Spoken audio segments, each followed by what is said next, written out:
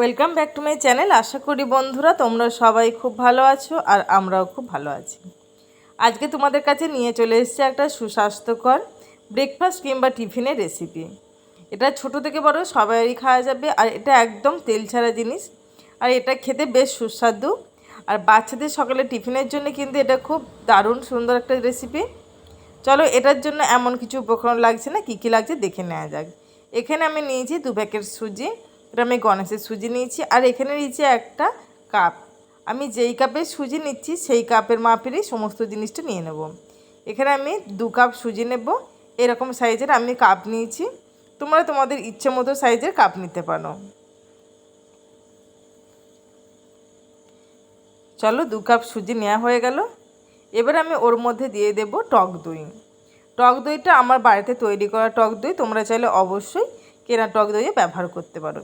এখানে আমি ওই কাপেরই 1 কাপ টক দই নিচ্ছি। টক দইটা আমি সুজির মধ্যে দিয়ে দিলাম আর ওই কাপেরই 1 কাপ মেপে আমি জল দিয়ে দেবো। ব্যাস 2 কাপ সুজি, 1 কাপ দই আর 1 কাপ জল দিয়ে ভালো মতন করে আমি সমস্ত উপকরণটা মিশিয়ে নেব। দিয়ে আমি এটা আধ ঘন্টার মতন ঢাকা দিয়ে রেখে দেবো। তার আগে এটা ভালো মতন করে মিশিয়ে নিতে হবে, যেটা লক্ষ্য রাখতে হবে যাতে কোনো শুকনো সুজি না থাকে। চলো সমস্তটা আমার মেশানো হয়ে গেছে, একটা থালা ঢাকা দিয়ে রেখে দিলাম। এখানে আমি নিয়ে নিয়েছি 4টে সিদ্ধ করা আলু। এখানে আমি মিডিয়াম সাইজের আলু নিয়েছি, তোমরা চাইলে তোমাদের পরিমাণ মতন তোমরা আলুটা সিদ্ধ করে নেবে। চলো আলুটা আমি ভালো মতন করে খোসাগুলো ছাড়িয়ে নিলাম। এবারে আমি আলুটাকে ভালো মতন করে ম্যাশ করে নেবো, তোমরা চাইলে অবশ্যই গ্রেট করে নিতে পারো।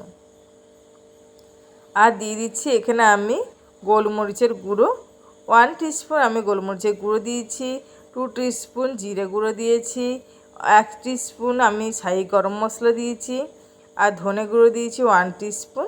আর দিয়ে দিলাম 2 টিস্পুনের মতন পাতিলেবুর রস আর পরিমাণ মতন কাঁচা লঙ্কা। তোমরা যে যেমন ঝাল খাও সেরকম তোমরা লঙ্কাটা ব্যবহার করবে কিংবা গোলমরিচের গুঁড়োটা ব্যবহার করবে। আর তার সঙ্গে দিয়ে দিলাম নুন। দিয়ে সমস্ত উপকরণটা ভালো মতন করে একটু মিশিয়ে নিলাম।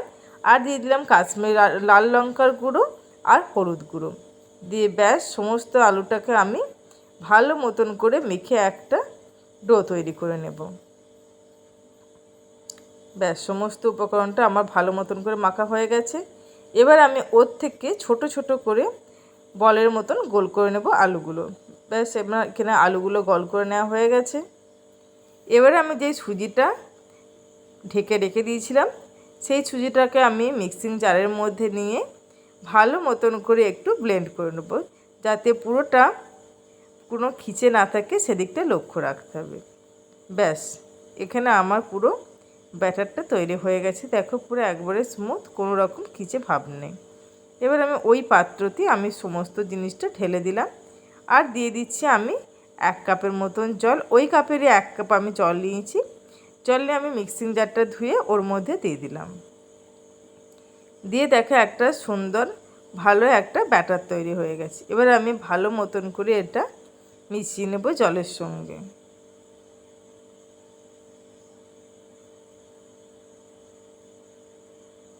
ব্যাস মেশানো হয়ে গেছে। তোমরা চাইলে অবশ্যই এই সময় নুনটা একটু চেক করে নিতে পারো, নুনটা যেমন প্রয়োজন তেমন দিয়ে নেবে।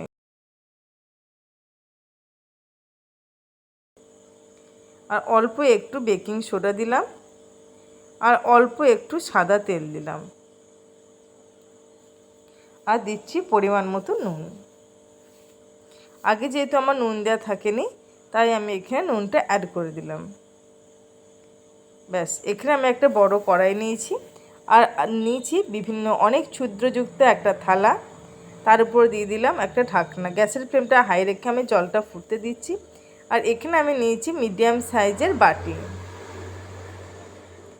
বাটির মধ্যে অল্প করে আমি সাদা তেল লাগিয়ে নিলাম। আর এখানে আমি দিয়ে দিচ্ছি 2 হাতার মতন ব্যাটারটা। এবার আমি নেব আলুটা। আলুটা যেমন আমরা চপ তৈরি করি সেইভাবে আমি হাত দিয়ে প্রেস করে সেই রকম শেপ তৈরি করে নেব, চ্যাপ্টা আকার। ব্যাস ব্যাটারের উপর দিয়ে দিলাম আর উপর থেকে দিয়ে দেব অল্প একটু ব্যাটার। এটা পুরো সেট হয়ে গেল। এইরকমভাবে আমি 3টে বাটি নিয়েছি। 3টে বাটিতে সাদা তেল দিয়ে প্রথমে ব্যাটার, তারপর আলুটা চেপটে দিলাম, তার উপর দিয়ে দিলাম আরেকটু ব্যাটার। এইভাবে আমি সমস্তগুলো করে নেব। আর দেখো এখানে জলটা ফুটে গেছে। আর থালার মধ্যে আমি 3টে বাটি দিয়ে দিচ্ছি, দিয়ে আমি উপর থেকে ঢাকনাটা দিয়ে দেব। তার আগে আমি উপর থেকে অল্প একটু করে লাল লঙ্কার গুঁড়োটা ছড়িয়ে দিচ্ছি, যাতে দেখতে খুব সুন্দর লাগে। চলো এবার আমি ঢাকনাটা দিয়ে দেব। আর গ্যাসের ফ্লেমটা ফার্স্টে আমি হাই করে রেখে দেব 3 থেকে 4 মিনিটের জন্য। তারপরে আমি 5 মিনিট বাদ গ্যাসটা অফ করে দিয়ে দেখো সুন্দর তৈরি হয়ে গেছে আর স্পঞ্জি, সেটা তোমরা দেখতেই পাচ্ছ। আর কোনো রকম লেগে যাওয়ার কোনো সম্ভাবনা নেই, সুন্দরভাবে উঠে চলে আসছে একটু চামচ দিয়ে টানলে। দেখো জিনিসগুলো কত সুন্দর তৈরি হয়েছে, একদম স্পঞ্জি আর দেখতেও কিন্তু ভারী সুন্দর লাগছে। আর বাইরে থেকে কোনো রকম পুর দেখতে পাওয়া যাচ্ছে না। এইভাবেও তোমরা টিফিনে নিয়ে নিতে পারো। আর যদি চাও অল্প একটু ফ্রাই করে দিতে, তাহলে টেস্টটা আরও সুন্দর হবে। এর জন্য আমি একটা কড়াই নিয়েছি, কড়াইয়ের মধ্যে দিয়ে দিচ্ছি অল্প একটু বাটার দিয়ে দিলাম। আর গ্যাসের ফ্লেমটা লো রেখে আমি দিয়ে দিলাম ওই ফ্লাফি সুজির যেই জিনিসগুলো আমি তৈরি করে নিয়েছি।